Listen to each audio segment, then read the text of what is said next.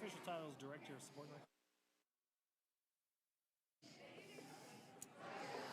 All right, hey, thank you for being here with us today. I know you've heard me talk a lot today, so I apologize. I'm also told that... Sorry, that wasn't out loud, was it? She laughs. That's true. Hey, so we're very grateful to have you here. I'm going to pray for us. I'm going to turn it over to Jacob for a little bit, and then we'll talk about some Christmas stuff. So let me pray for us. Father, we're thankful that you are here with us today. We know that you'll never leave us or forsake us. We pray that you empower us to make decisions for your hope and your glory. And Lord, just lead us as we seek to lead your people to the best of our abilities.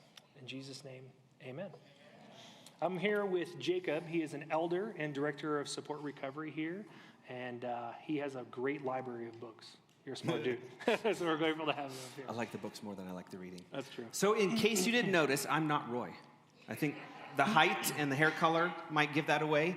I probably couldn't even pull off Henry, but somebody decided to go play in Italy, and so you guys are stuck with me today because he's having fun in Italy someplace, eating well, I hope. So one of the things we like to do at every staff meeting is introduce you to the staff at Lifepoint. We think the staff are the heartbeat of what goes on. They are the leaders of our volunteers, the people answering the phones, and making it all happen around here. So if you are a staff member, will you stand up in the room so that we can introduce you? Staff members in the room.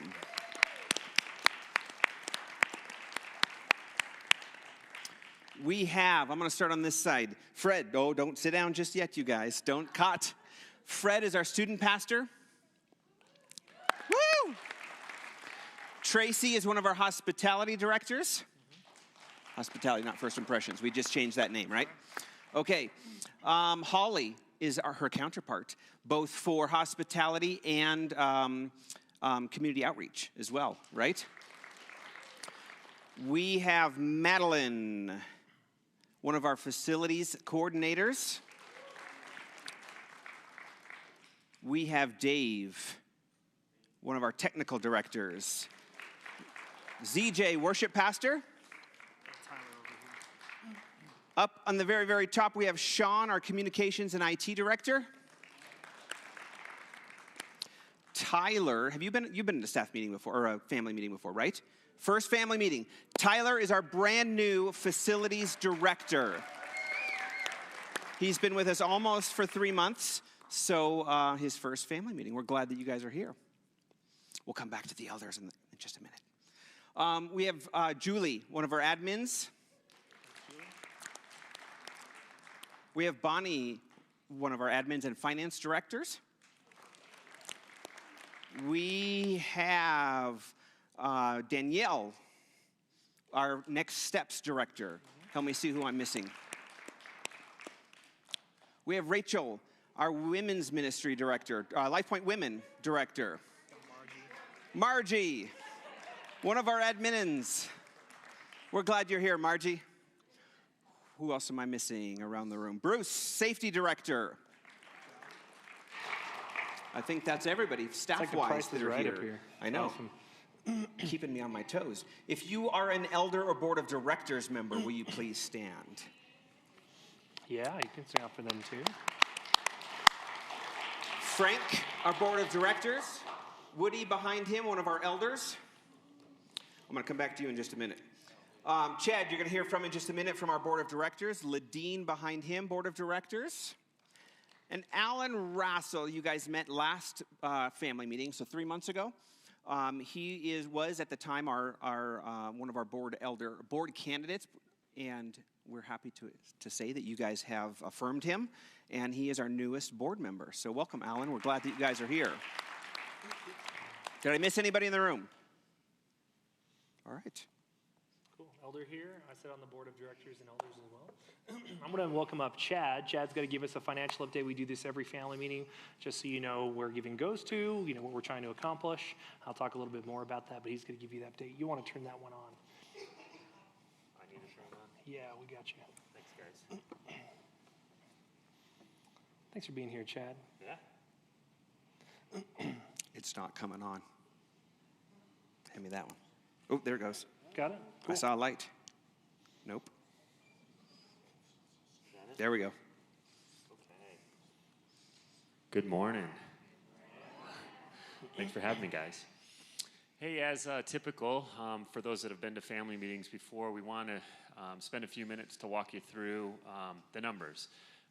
For me in finance, this was really important back when I actually first started giving to the church, back when Pastor Jackson was here. When he actually showed me the numbers, it was really helpful for me being a finance guy to say, hey, it's great that I can see how the church is doing. And so I'm passionate about that, and I'm glad to share this with you this morning. So there's three numbers there, three buckets: income, expense, and cash, and I'll walk you through each of those.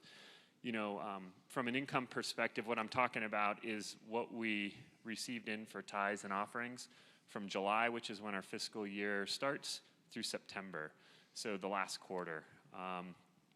And that's the same for expense as well. So $345,000 of income in the quarter.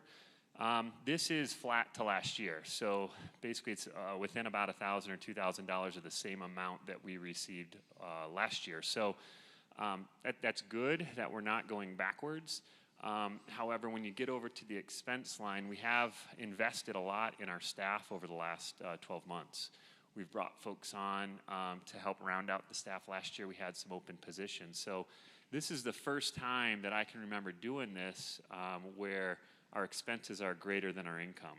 So there is a need out there. There is a need to have more income. So that is something that we're going to be working through, both as a board of directors and as a staff, as to how do we think about ensuring that those two numbers line up as we get through the remainder of the fiscal year. And so a bit of a challenging message, but at the same time, since we have that emergency reserve, we were and have been able to, cover that shortfall. But what we do need to do as a group here is, continue to pray for giving, continue to give, and we're really hoping that number does step up here over the coming months. And then from a cash, can you guys hear me okay? Okay.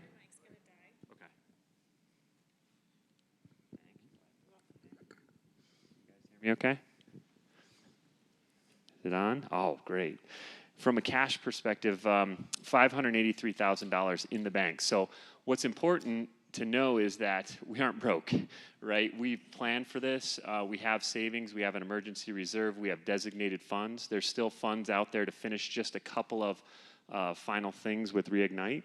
And then there are designated funds associated with missions and a couple other areas. So I think we are still strong financially.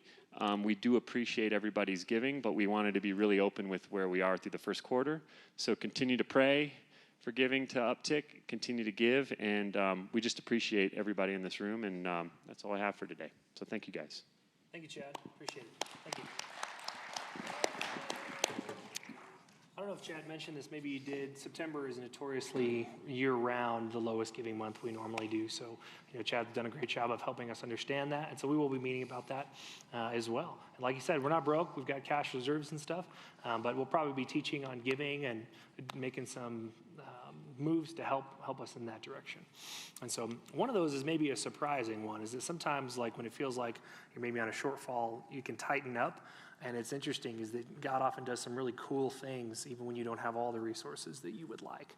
And so I'm going to talk about that in just a minute. I want to talk about Christmas at Lifepoint. This is what I've been talking about for a couple weeks. Questions and answers about finances at the end, right? Yep. If Q&A people have about questions. finance. Yeah, you can totally ask us Okay. at the end. So I'll make a short presentation.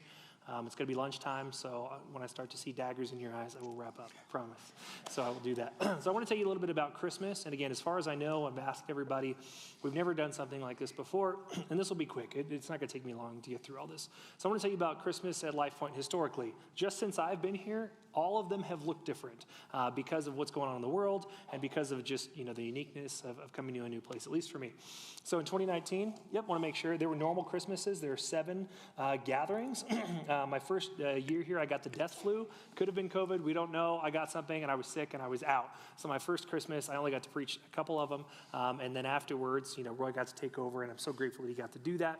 But normally we get to do about 7 gatherings. Last year, because of COVID-19, we didn't get to gather at all. And so we actually did everything in person. So again, from the first year to the second year, a change. And so we've had some videos online, and we've put church online and stuff like that. But COVID obviously changed everything, not only for the world but for the church.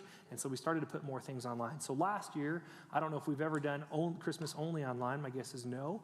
But we had no gatherings in person last year. So it was very different. So you go from 7 to none. And then this year, we thought we'd continue the trend and just do something different again. So we're going to do that. And so this year, we're actually going to do Christmas in 3 locations. And so I want to tell you about that real quick. 2 of them you already know. The first one is Christmas at Lifepoint in Minden, and that's here, obviously. This is the church that we're in. This is the location we have here in Minden. The second one is Christmas at Lifepoint online.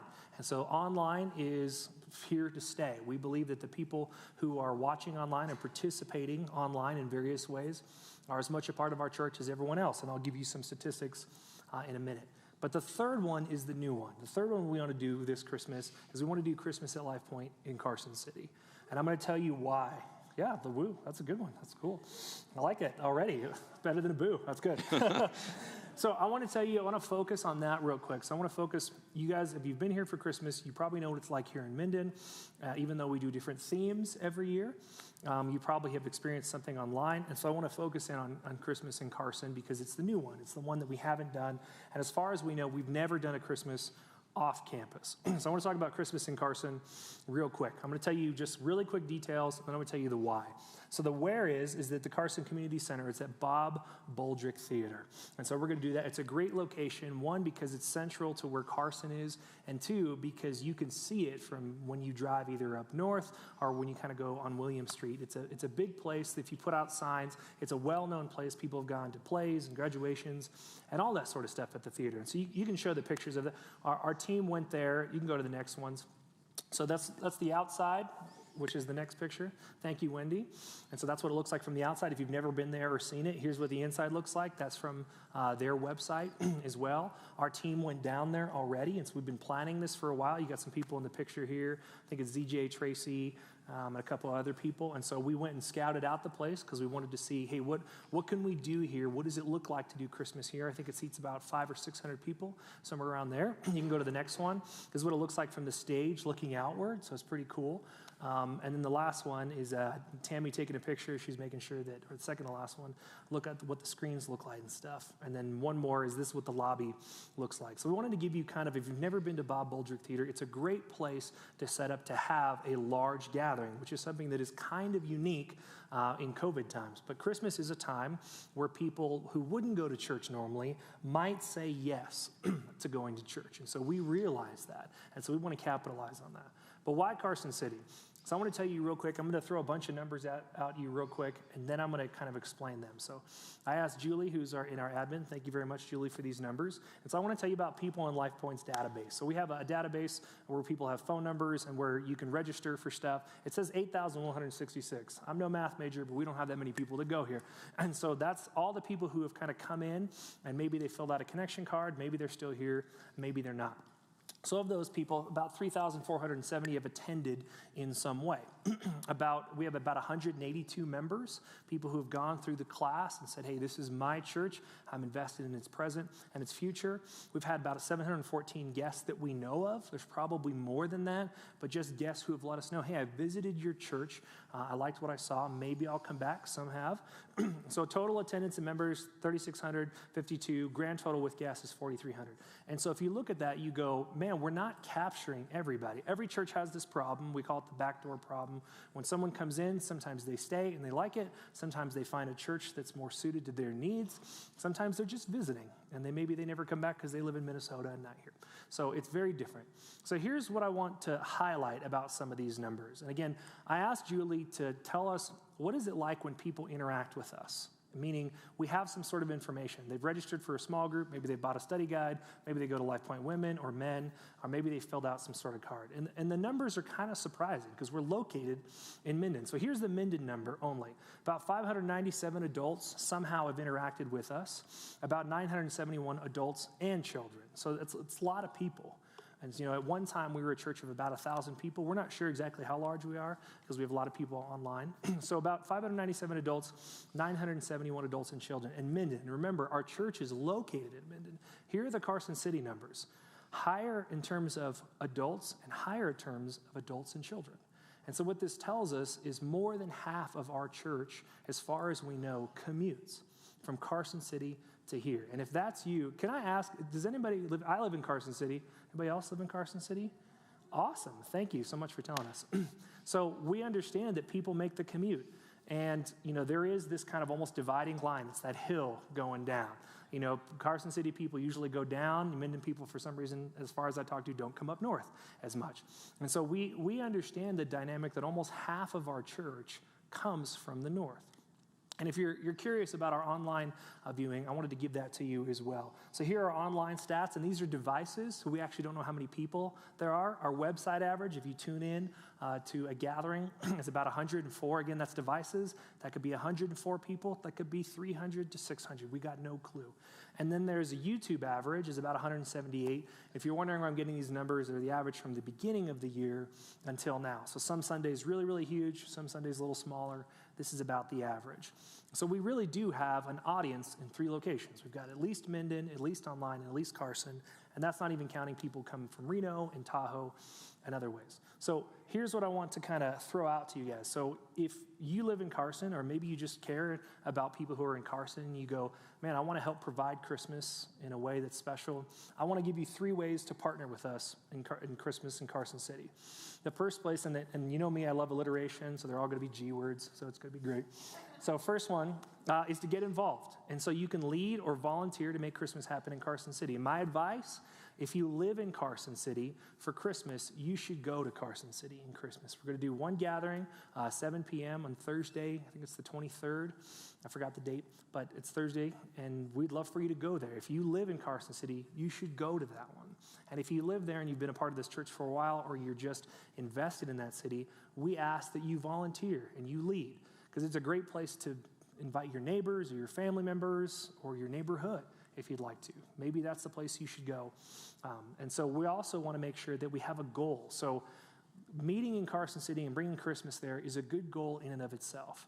But we want to make it larger than that, because going to one place and then leaving is not exactly what we're after. So my second thing here is to talk about community after Christmas, lead or start a new group in Carson City, or volunteer at upcoming Lifepoint events in Carson City. This probably won't be the only time we do something there.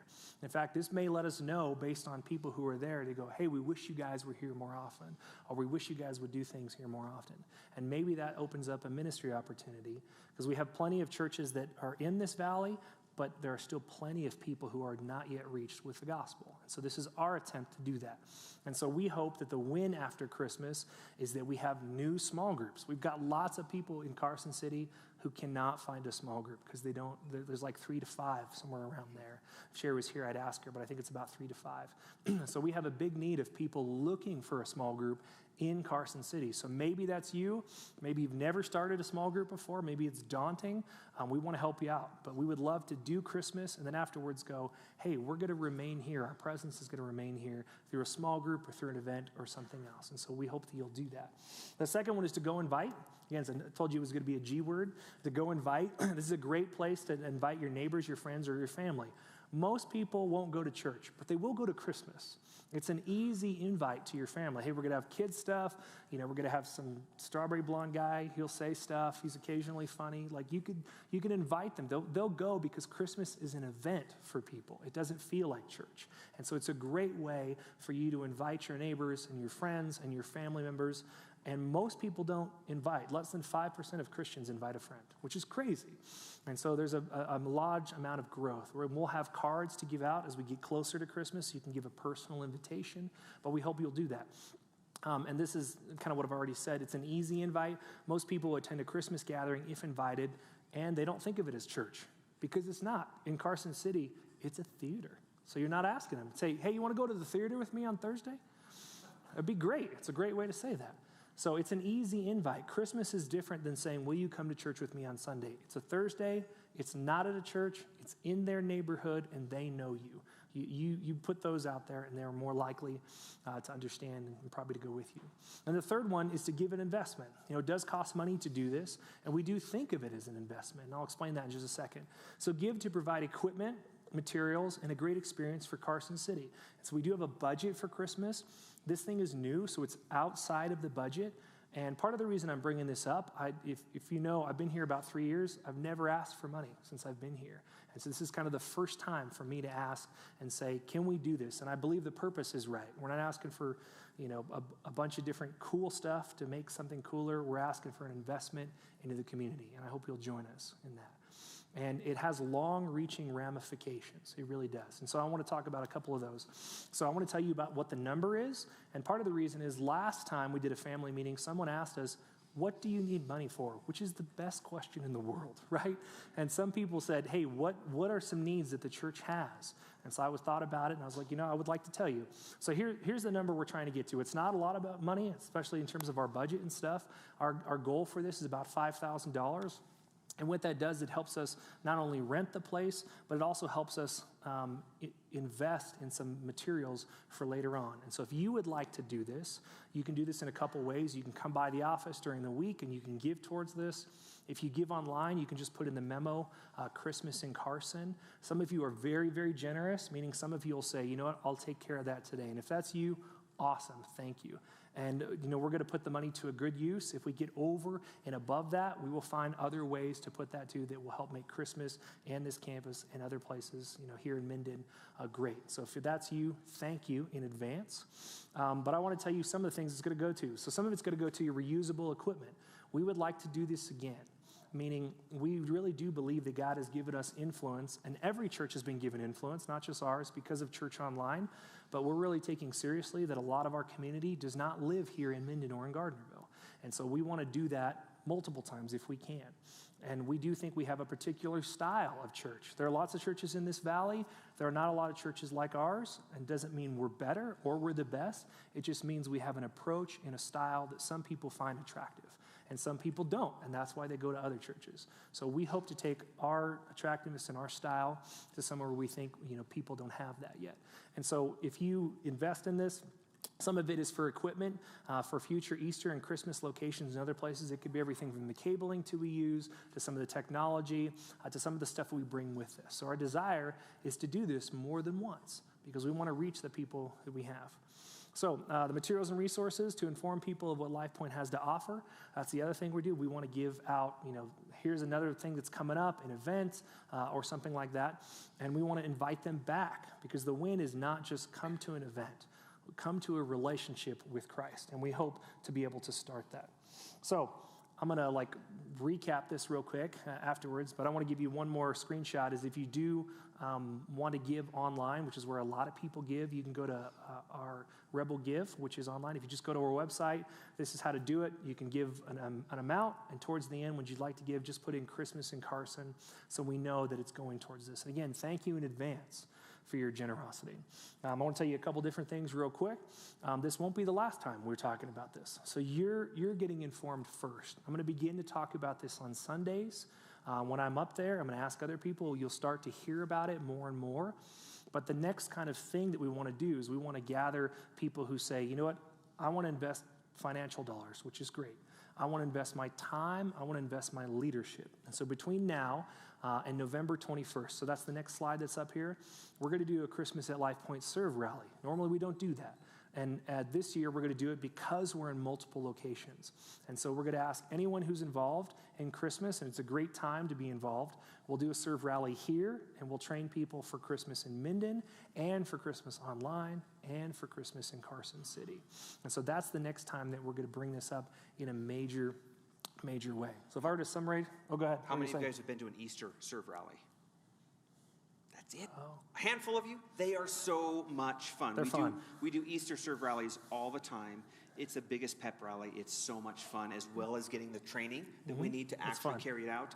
It's a blast. So I'm looking forward to a Christmas one, too. And Holly's going to lead it, so you know it's going to be fun. You bet. If I lead it, it's not going to be fun. But she'll lead it. It'll be fun. She's talking. So, she didn't hear us. Yeah, it's okay. She can do it. She knows it. So, again, my challenge to you, and again, I've tried to make this memorable, and I give you just a very short presentation. This is just kind of the initial informational meeting, if you will. My hope is that you will be inspired to get involved, because this, if we only think of the people who are in this room, we probably aren't doing the mission of Jesus correctly. We have to think of the people who are not yet here. And some of those, we hope, are going to be in Carson City. Our numbers suggest that, and that's only the people that we know about, which means there's a lot of people who don't yet know Christ who are in that city. So we hope you'll partner with us to do that. So get involved, go invite, and give an investment. Those are the three things I have for you. And now we're going to take some questions and answers. Everything from finances to the Christmas stuff to anything else, to why Wendy is running. Yeah, you can put the mic up there.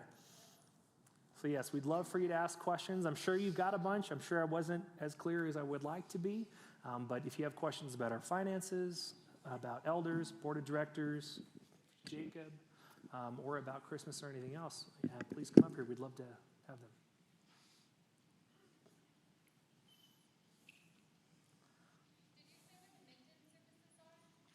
Not yet. We have not. There'll be 2 that Thursday, and then 2 more that Friday. 5:30 and 7 on Thursday, 5:30 and 7 on Friday. So 4 here at Minden, 1 in Carson City. Hi. Hi there. My question is, a while back, Bill used to tell us that something like 10% of the general donations went out to our community partners. Is that still in effect, or is it different? Chad, you want to come up? Yeah. Is there another one? So overall, I think our missions budget is roughly $50,000, maybe a little more, Bonnie, off the top? Yeah, so we've been stepping, let me grab this here. So we've been stepping our missions giving up over the years. We were working towards 10%. Given the last couple years of the pandemic, we capped it. So I think we're at roughly $50,000 out of a budget of around $1.5 million is still going to partners. We haven't dialed anything back. We've continued to invest in those partners, and we will continue. But we are not quite at 10%. We're roughly, I guess, what is that, 3%, right? 10% would be $150,000. And so we are absolutely still investing in our community.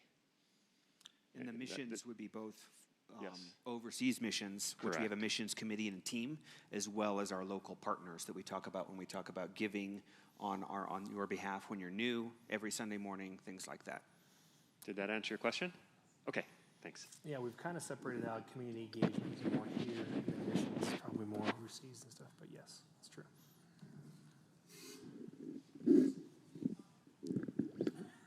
My name is John Fox. I got a couple questions to the finance guy. I noticed on the side that the difference between income and expenses were $30,000. Yes, but on the last section it said $61,000.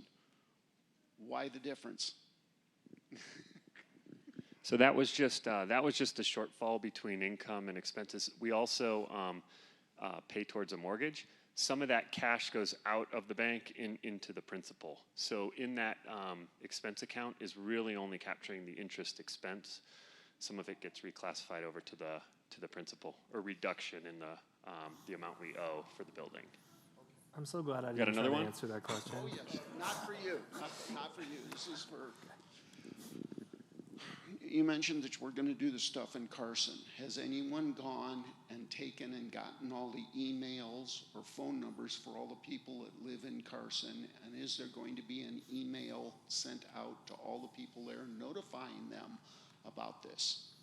That's the plan. That's why I brought up the database. So the good thing about a database is when people give us their information, they're giving us permission to a degree, not overwhelmingly to text and email them all the time, but they're giving us permission to a degree to contact them when we think there'll be something of interest. So there'll be multiple ways. Some of it will hopefully be through you. Honestly, the best invite comes from you.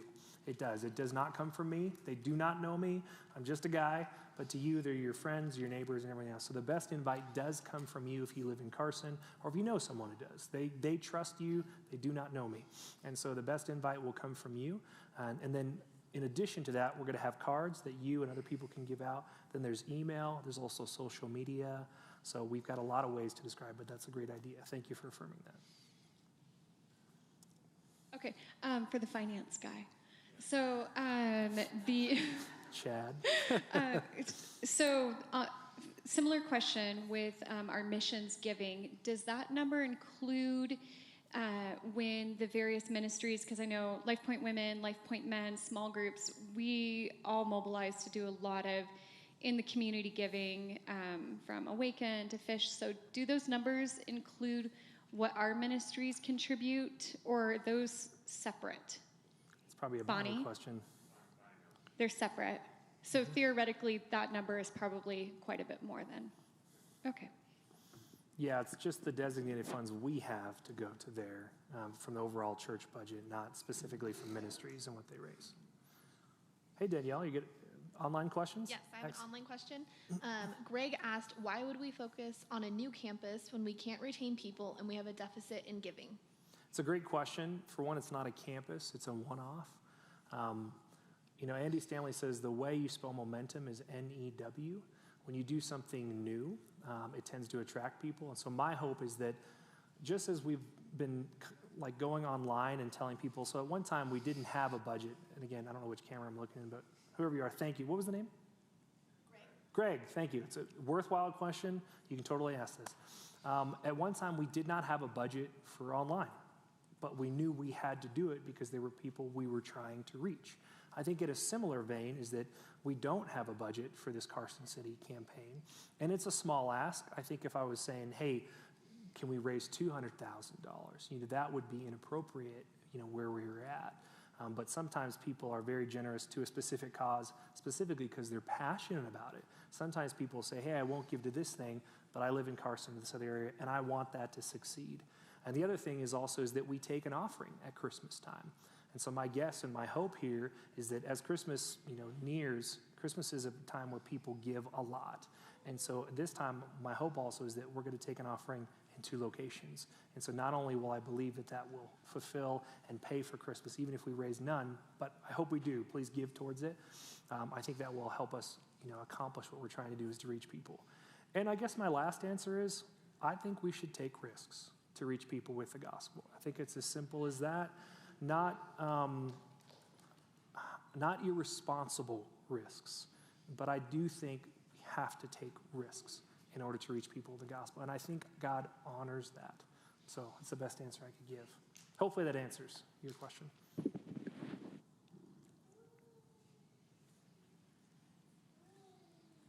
else? These are good questions.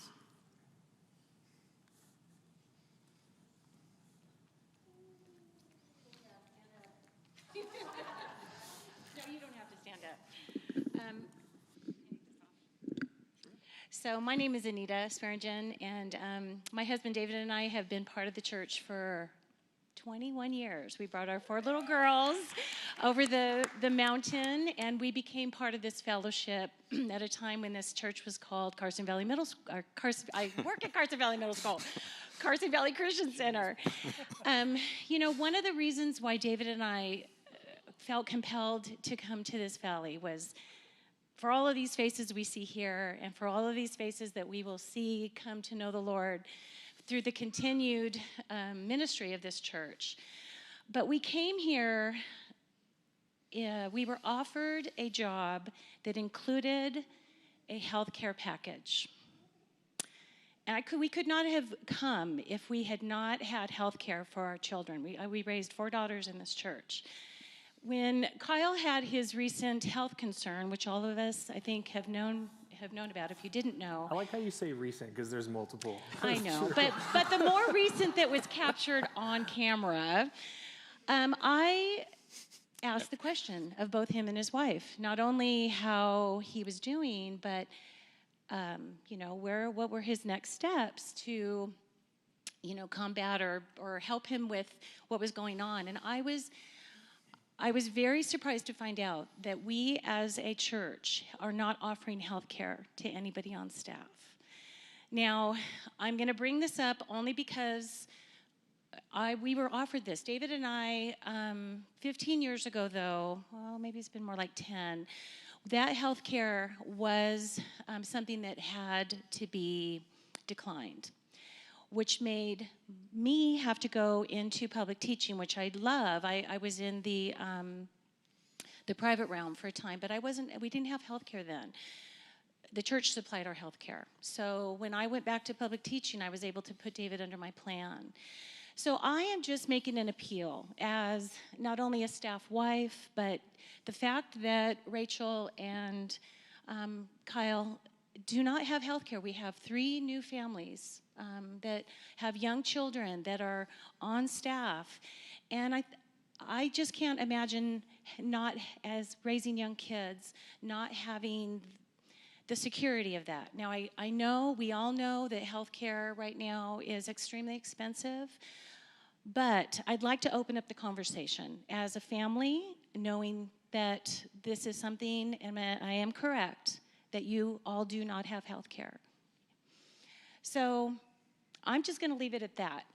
I did a little bit of research even this morning, and I had told Kyle that I wanted to make an appeal to the church, that if we could, I know it's expensive, but we are a church that gives. We are a church that loves people, and we need to consider loving our staff this way as well. I know Fred has little ones. I know that ZJ has little ones, and even for those of us that have been on staff for a long time, I'm not sure how you all are getting your health care. Maybe you're married to a spouse like David is with me, that you're able to get health care. But can we just consider that as something that perhaps the Board of Elders can look into? Anita, thank you. I want to say that we feel very cared for as a staff. Thank you very much. A few points. When I took the, I'll just speak for myself. I knew going in that we didn't receive health care, and I said yes anyways. And so the church has always been very upfront with that. And sometimes we have missed out on hiring people, just full transparency. But we also understand the financial limitations we have as a church. We don't have a product, and we only have so much money. And so we feel cared for because of you. So thank you. And Chad can maybe speak a little bit more to it. Just so you know, as we've gone through, thank you for the question. I mean, this is something that we've absolutely considered over the last couple of years as we go through the whole budgeting process. Just so you guys know, I mean, I work over at Baker Hughes and have done this a bit for our employees. The average healthcare cost for a corporation is around 35 cents for every dollar paid. Our total salaries out of the budget's almost $1 million. I think we could get it cheaper than 35 cents on a dollar. So I'm guessing it would be somewhere between $150,000 and $350,000 to get health care for everybody. To your point, a lot of folks may already have another opportunity. Maybe it wouldn't have to be quite at the level of like a Baker Hughes where there's a lot of the match and things like that. But it is a big price tag, and it's something we've absolutely considered. And we're just in a spot now as we went through the budgeting process, very tight already. So this is additional that we'd have to figure out how to fund on top of that. So it is on our priority list. I would love to see giving come up, in the next fiscal year to a point where we could consider this as a top priority to get in. It's absolutely something we're thinking about, absolutely something we'd love to do. Just at the point, it's hard right now. You saw the numbers, so we're actually looking, at other ways to be smart about expenses. So adding any more in gets tough. So it's definitely a balance, and it's something we're considering, just so everyone knows, and so you would have an idea of the price tag. It's not like we're being cheap on 10 grand here, where it's hundreds, potentially to hundreds of thousands of dollars to do something like this for the full staff, just for perspective. Anything else?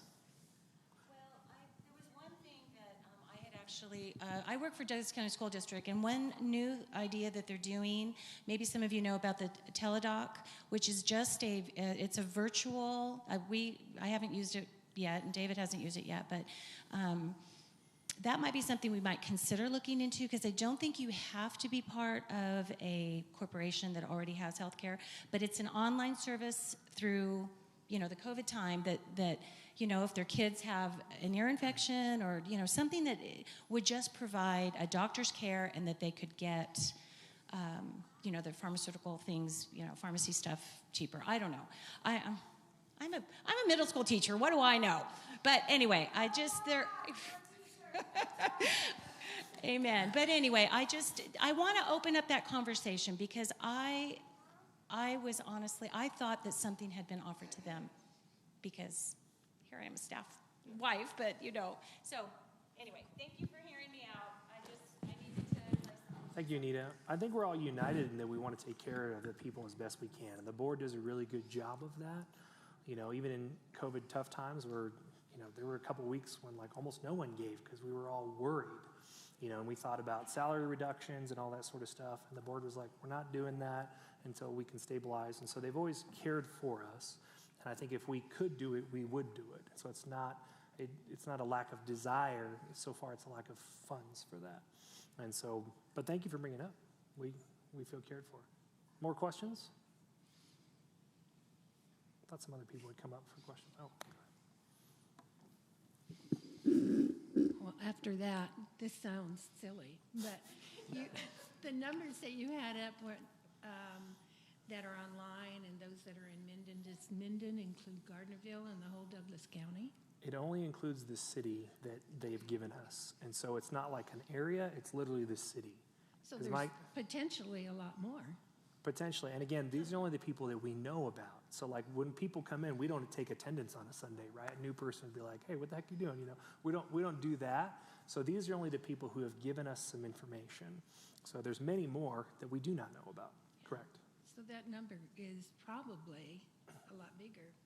It probably is. Yeah. But even with the number we have, it shows that we haven't retained as many people as we'd like. And so we want to do best, not just introduce them to Christ, but walk alongside them in their walk.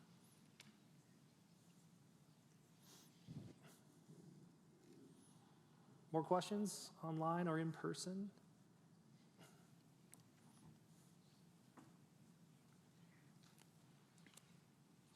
I'm still waiting on one more clarification, so I might have a question in just a minute. But another question that came up was you could at least offer an HSA plan. Do you guys have a retirement plan for staff? We do have a retirement plan for some of our staff. Yet again, it's not a lack of desire, it's a lack of funding. And again, not picking on people who give, it's just more of the reality of where we're at. So I think going forward, one of our desires is to make Lifepoint the best place that anyone has ever worked. And so that's our desire, and we've taken steps towards that. So we don't provide retirement for everyone just yet. It's something that the board would need to talk about. What was the other part of the question besides HSA? In terms of that, we're doing a lot of research. Because it's a significant financial cost, We want to know as much as we can before we commit at some point. So I can't answer the HSA specifically. We don't have that, if that's the question. We don't have an HSA specifically that goes towards, from the employer side, putting it into an account so that an employee can deduct from that account in order to pay for medical expenses. We currently do not. Most of them are attached, as far as I know, to some sort of medical plan. And since we don't have one, is that right? You're in the medical. Why am I answering this? Yep. You're in the medical field. Why don't you No, tell us? I work for the second largest employer in Carson, and I have an HSA plan because it's cheap and my family's young and healthy, and I still pay out the wazoo for it. So, unless there's some HSA plan that I don't know about, you're right, it's attached to a medical plan that is still pricey. And having grown up in church and having been in a family full of pastors, this is not unique to Lifepoint. This, unfortunately, is universal, almost universal, in churches throughout.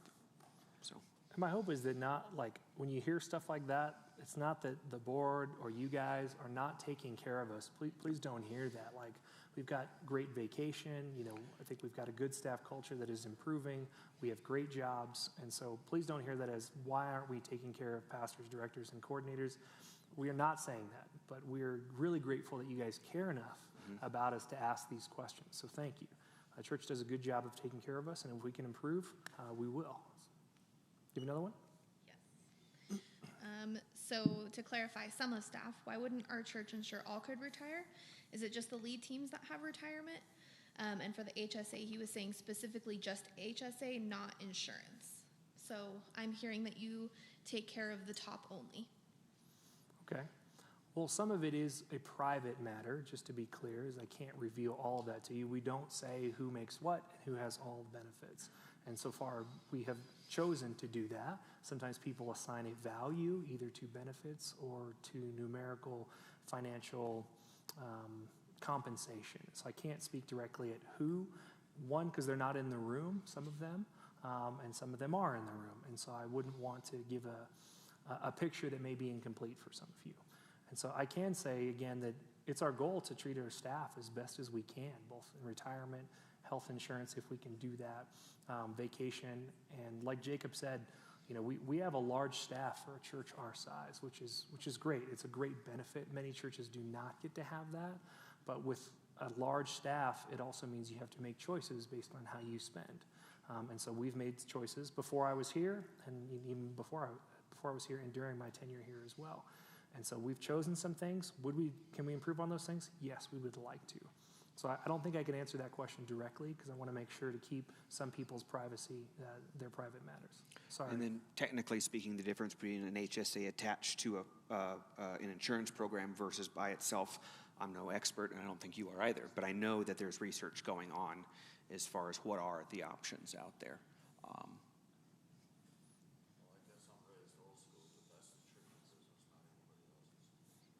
Yeah, That's and what we you want said. to be transparent with as much as we can, as much as we can, because we want to gain your trust as well. And we can't be transparent about everything. In fact, we just went through this as a staff, talking about what we can talk about and when we can't.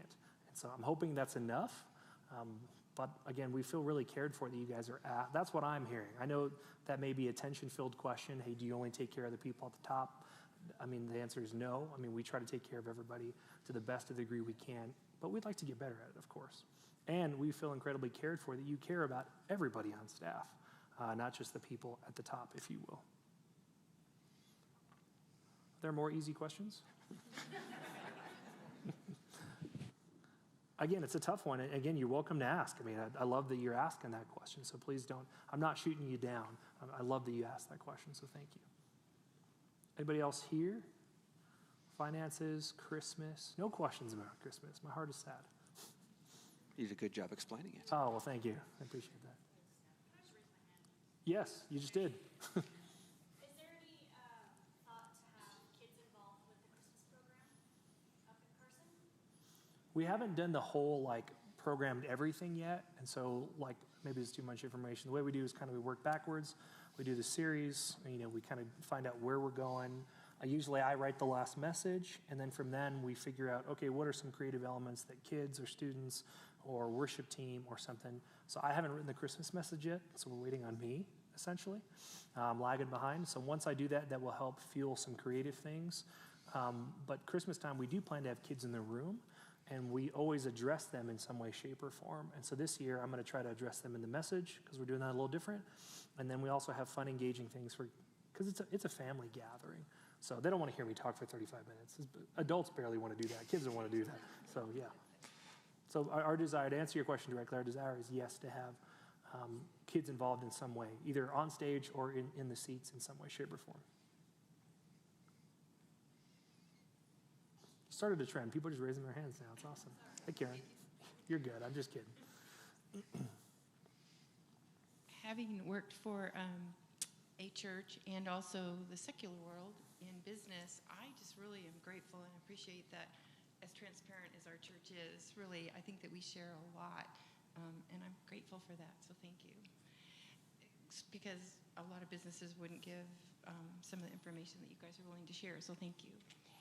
Question about Christmas is, are you guys going to have the same staff, meaning worship team, volunteers, children's ministry folks, do all of those services? Are you guys, because they're not going on at the same time, is that correct? You're having one service in They are Carson? going on at the same time, yes. Oh, so you're going to have two separate groups of volunteers and folks doing those two Christmas services? Yeah, it's the benefit of having a great team that, ZJ and Wendy and them have developed people who can run this here, while some people can go over there. It's part of the reason we have a teaching team that we can teach in 2 different locations now, which is great.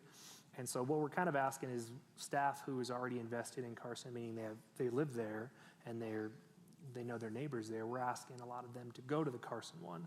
And again, just to recap, so it would be 5:30 and 7 on Thursday, 5:30 and 7 on Friday, and at 7 p.m. on Thursday, there'll be a service in here, a service online, and a service in Carson. So only at one time, you have multiple things going on at once. And it'll be the same program, format, message at both locations, just different teams. Yeah, different teams, and Bob Bulgick Theater is not this. There are some things that are better, some things that are worse.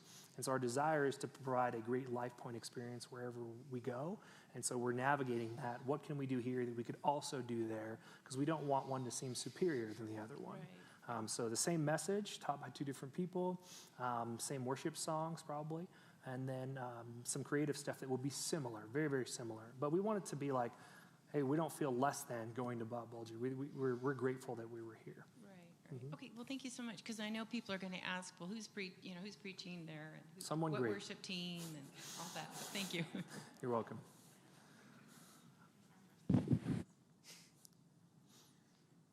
Any more questions? These are good ones. Thank you for asking a Christmas question. I appreciate it. Danielle, do you have anybody else online? No, so far? Okay. One more? Okay, go for it. Can you fix the parking lot asphalt? Which one? Okay, got it. Please repeat the question. She said, when are you going to fix the parking lot? It felt very accusatory to me, personally. You may kick him for you? Roy has started this a while ago. In fact, the men's ministry has begun to reshape some curves and to fill in some stuff. Roy's gotten some quotes about how to fix some of the cracks, and some of them are very, very expensive. So far we've said no to some of those.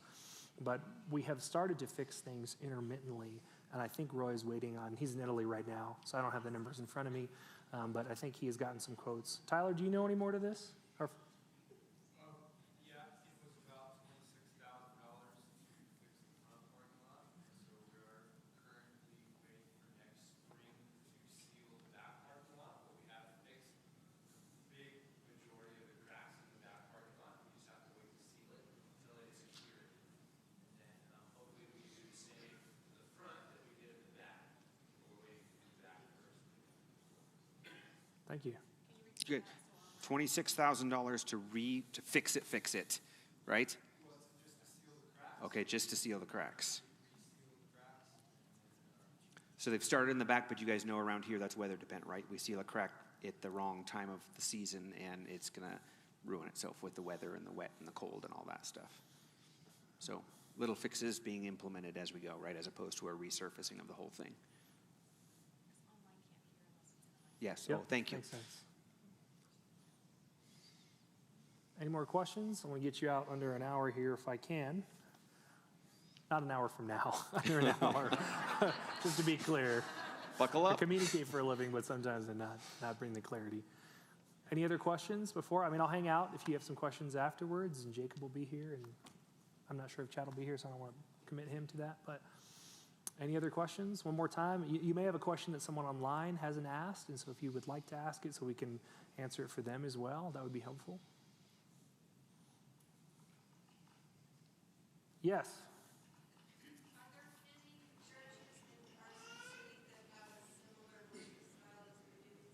So the question was, are there any churches in Carson City that have a similar worship style? I'm normally here on Sundays, so usually, and I don't mean that as a cutting remark, I don't get to tune into them. I have met, this is a long way to answer your question, I have met with some of the other pastors in Carson City to tell them we're coming. And I've asked them, is this okay? What do we need to do?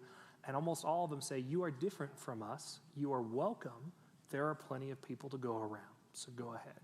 And so I can mention a few. Redemption, Stephen Garman over there. I met with Derek Carpenter of Common Ground, and I'm waiting on a few other people that I haven't gotten in contact with. So to my knowledge, I mean, churches have similar worship styles, but in terms of what we do, I'm not sure that I've seen another one that does what we do specifically. Maybe a nuance, maybe very, very different. And so definitely difference in preaching styles, who can preach, and also the type of environment on a Sunday. We're an hour. Some churches are longer. So I do think we're unique in that. Now, again, not better. We're just different.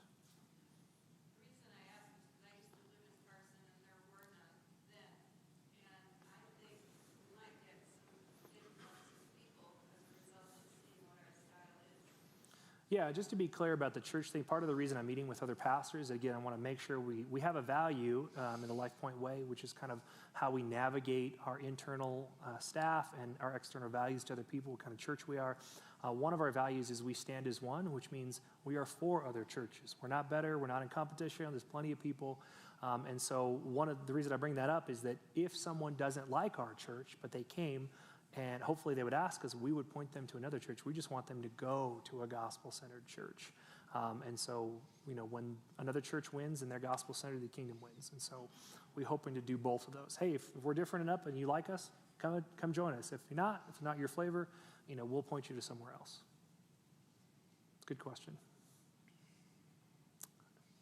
When I first moved here, the statistic was 1 in 10 people in Nevada attended a service of any kind, and that included Catholic, Mormon, and Jehovah's Witnesses. So there's 9 other people that are going anyway. So there's never competition.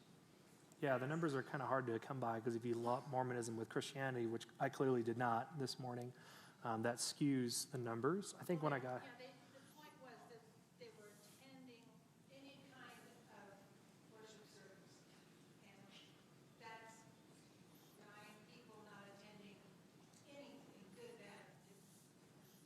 That's quite an issue. Yeah, no, it is. Thank you. It shows the importance of what we're trying to accomplish along with all the other churches. All right, I'm going to end our time today. Jacob, do you want to pray for us? Sure. We'll be around if you need some more questions. Thank you for joining us online and in person today for our family meeting. I'm sure you have tons of questions, so we'll be around if you need something. Cool.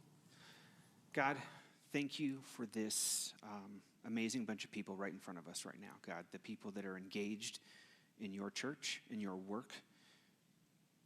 God, we live in challenging times, both in our personal lives, in our work lives, and sometimes even in our church life, God. You are at work, though. God, I see it everywhere, every day. You are active and at work here in this church and in this valley and in our region, God. No matter how we define that, what city we name, God, we thank you that you are at work and that we get to be a part of that. As we prepare for Christmas, God, it's weird to say this early in the year, but as we prepare even now for Christmas, God, I pray your blessings on the people that are going to hear your message, that are going to be touched by something that you are doing and that we get to be a part of somewhere along the way during this Christmas season, God. I pray that you would just knock our socks off with what you can do when we are willing to be involved, when we are willing to volunteer and lead, when we are willing to give.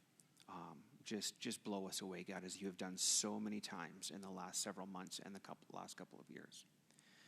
Again, I thank you for these people that are engaged in your church and your mission. I pray blessings on them as we go about our week. In Jesus' name, amen.